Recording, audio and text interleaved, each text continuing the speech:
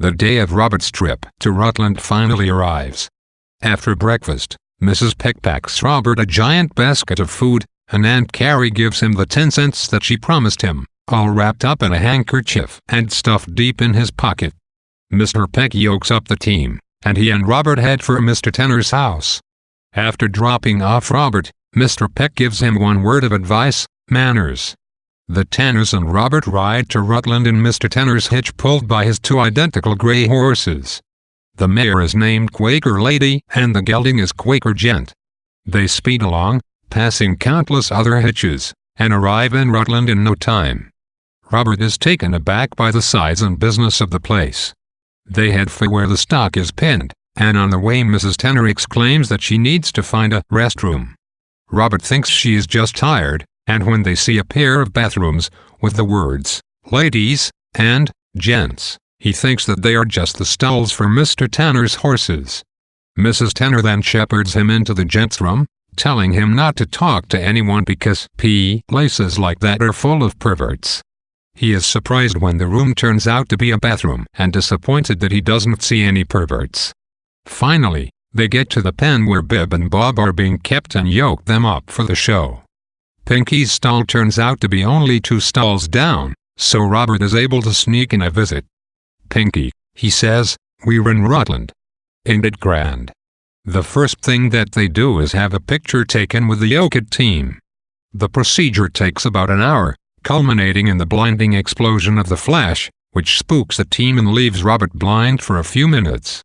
The time to show the oxen finally arrives, and the announcer calls Bib and Bob, owned by Mr. Benjamin Franklin Tanner, and worked in the ring by Mr. Robert Peck. Robert is so shocked by his sudden fame that Mr. Tanner has to give him a hard nudge to start him leading the oxen around the ring. Bib and Bob are well received and the crowd cheers loudly, with many people actually following the team out the runway to get a better look. While he leads them, Robert thinks about how much he wished that his family, Edward Thatcher, Jacob Henry, and Becky Tate, could see him. He is so proud that he starts to wonder if it might be sinful. Robert finishes up the show and heads the oxen toward the rest area where Mr. Tanner is waiting for him. For some reason, Mrs. Tanner is not there, and just as Robert starts to wonder what happened to her, she comes running up through the crowd.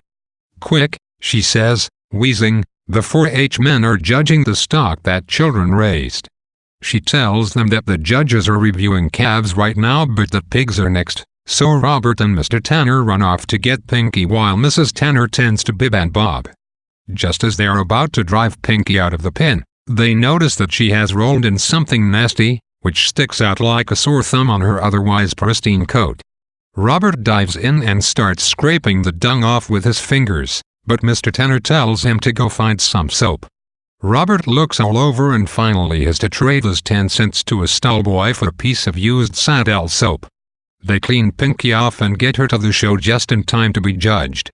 As Robert gets into the ring, he starts to sweat from nervousness, and as he puts his hand up to his brow to wipe off some of the sweat, he gets such an intense whiff of pig manure that he almost vomits.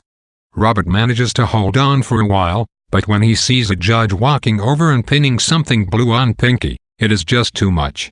He bends over and throws up, some of which gets on the judge's shoes, and then he fades into darkness,